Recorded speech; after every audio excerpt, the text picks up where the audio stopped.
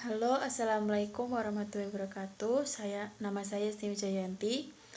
Hadir dari kelas 7H.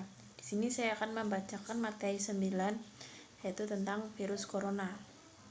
Nah, penyebab coronavirus merupakan virus single standard atau RNA yang berasal dari kelompok Coronaviridae. Dinamakan coronavirus karena permukaannya berbentuk seperti mahkota atau crown atau corona.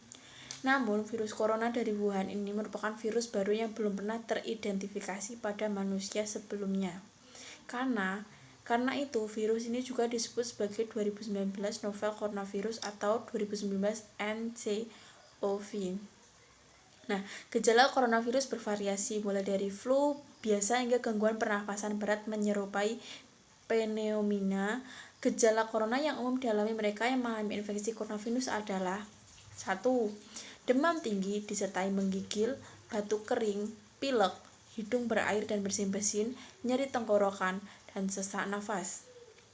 Nah, gejala virus corona tersebut dapat bertambah parah secara cepat dan menyebabkan gagal nafas hingga kematian. Center of Disease Control and Prevention atau CDC, gejala infeksi virus 2019 nCoV dapat muncul mulai 2 hari hingga 14 hari setelah terpapar virus tersebut. Nah, selanjutnya saya akan membacakan materi ke-10. Isu lingkungan lokal.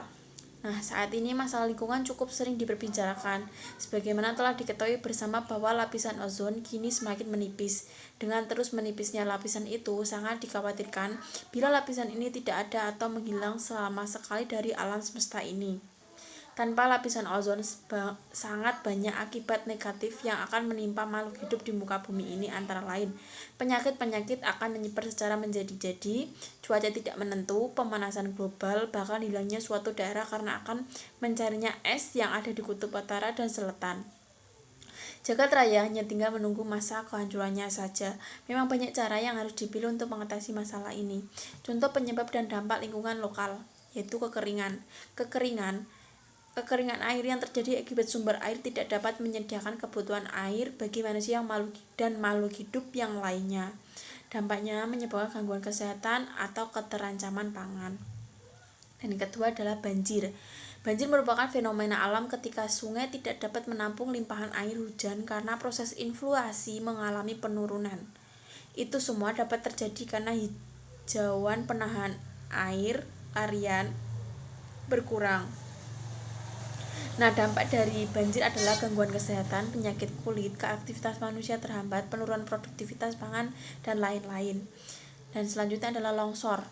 Longsor adalah terkikisnya daratan oleh air larian karena penahan air berkurang. Dan dampaknya yaitu terjadi kerusakan tempat tinggal, ladang sawah, mengganggu perekonomian dan kegiatan transportasi. Dan selanjutnya adalah erosi pantai, yaitu terkikisan lahan, daratan, pantai akibat gelombang air laut. Dampak dari erosi yaitu menyebabkan kerusakan tempat tinggal dan hilangnya potensi ekonomi seperti kegiatan pariwisata. Dan selanjutnya adalah intrusi air laut. Air laut yang asin mengisi ruang bawah tanah telah banyak digunakan untuk manusia dan tidak adanya tahanan intrusi air laut seperti kawasan mangrove. Dampaknya yaitu terjadinya kekurangan stok air tawar dan mengganggu kesehatan. Dan selanjutnya adalah isu lingkungan global. Sebelumnya, orang menduga masalah lingkungan global lebih banyak dipengaruhi faktor alam seperti iklim yang mencakup temperatur, curah hujan, kelembaban, tekanan udara, dan lain-lain. Belakangan, orang mulai menyadari bahwa aktivitas manusia pun mempengaruhi iklim dan lingkungan secara signifikan. Ambillah contoh penebangan hutan, mempengaruhi perubahan suhu dan curah hujan secara lokal. Ketika area hutan yang hilang semakin luas, maka akibatnya yang ditemukan bukan lagi lokal tapi sudah berskala regional. Kenapa hutan ditebang? Tentu saja ada motivasi manusia yang membuat mereka menabang hutan, misalnya motivasi ekonomi. Dan di sini adalah contoh penyebab dan dampak lingkungan global, yaitu adalah pemanasan global, penipisan lapisan ozon, hujan asam, pertumbuhan populasi, desertifikasi. Selanjutnya adalah penurunan keanekaragaman hayati, pencemaran limbah B3 yaitu bahan berbahaya dan beracun. Dan selanjutnya adalah sejarah Pulau Run. Pulau Run adalah pulau dengan panjang 3,2 km dan lebar 1 km. Disinilah Inggris membuat koloni pertama dan membentuk English East India Company, sekaligus mencanangkan kolonialisme Inggris. English East India Company hanya mampu mempertahankan Pulau Run dari serangan Belanda selama 4 tahun. Meski demikian, Inggris tidak serta-merta melepaskan pulau tersebut. Pada tahun 1664, sebagai aksi balas dendam, 4 kapal frigat Inggris dikirim melintasi Samudra Atlantik untuk merebut wilayah yang disebut Belanda sebagai New Amsterdam. Kemudian wilayah berpenduduk 2.000 orang di ujung selatan Pulau Manhattan itu dapat direbut dengan cepat. Lalu pada tahun 1677, kedua negara menggelar kesepakatan melalui perjanjian Breda. Dikutip dari Kompas.id, pasal 7 perjanjian Breda memutuskan Pulau Run yang sebelumnya dikuasai Inggris tetapi sedang diduduki Belanda menjadi milik Belanda. Sementara Pulau Run Manhattan di New York, Amerika Serikat yang merupakan koloni Belanda tetapi tengah digenggam Inggris, resmi sebagai hak Inggris. Namun, perjalanan waktu membuat nasib kedua pulau berbeda. Manhattan yang dulunya hanya pos dagang bulu binatang menjelma menjadi salah satu kota paling maju di dunia.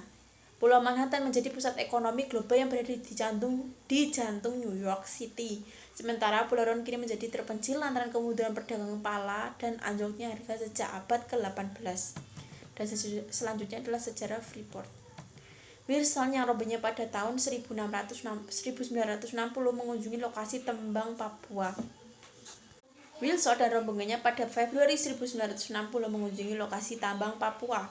Rombongan ekspedisi ini dibantu oleh suku setempat untuk menjelajahi wilayah pegunungan itu. Hasil penelusuran dituangkan dalam buku Conquest of Copper Mountain. Wilson menyebut wilayah itu sebagai tempat terjadinya mineralisasi tidak lazim di atas ketinggian 2000 meter di permukaan laut. Dia memperkirakan kandungan logamnya mencapai 40 hingga 50% biji besi, 3% tembaga, dan masih terdapat emas dan perak di dalamnya. Setelah menganalisis laporan Wilson, konsultasi tambang Freeport memperkirakan akan mendapatkan 13 juta ton di atas permukaan dan 14 ton di bawah tanah dengan kedalaman 100 meter. Perlu sekitar USD 60 juta dolar untuk mengeksplorasi kawasan itu. Ongkos produksi juga ditaksir mencapai 16 sen per pon pada harga jual 35 sen saben pon.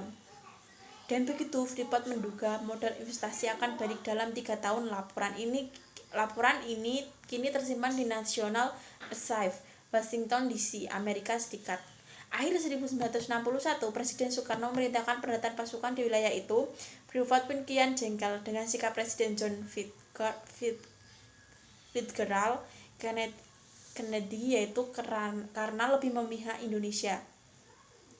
Belum lagi dengan sikap Amerika menghentikan bantuan pemulihan ekonomi Eropa setelah Perang Dunia Kedua atau rencana Marshall untuk Belanda. Freeport sebenarnya lebih cemas kepada Soekarno yang gencar dengan prinsip nasionalisme dan anti-kolonialisme. Dalam raporan Lisa, 2 tahun sebelum PPRA, Freeport sudah mendapat kontrak karya pertama pada 5 April 1967. Perjanjian bisnis ini berlaku 30 tahun dan bisa diperpanjang. Lisa juga menemukan Freeport melakukan berbagai macam cara untuk mendapatkan izin dan perpanjangan kontrak karyanya. Sejak 1967, hingga kini Freeport masih mengasir bumi Papua, menambang emas, perak, dan tembaga. Selama hampir setengah abad itu telah muncul berbagai masalah, terutama menyangkut jatah penerimaan negara karena kurang optimal. Direktur Eksekutif Indonesia Research Studies atau IRIS, Marwan Batubara, mengatakan Freeport merasa dirinya dikdaya karena di bawah bendera Amerika Serikat. Setelah sekian lama menikmati keuntungan besar, perusahaan itu seperti ogah-ogahan membagi keuntungan lebih banyak dengan pemerintah.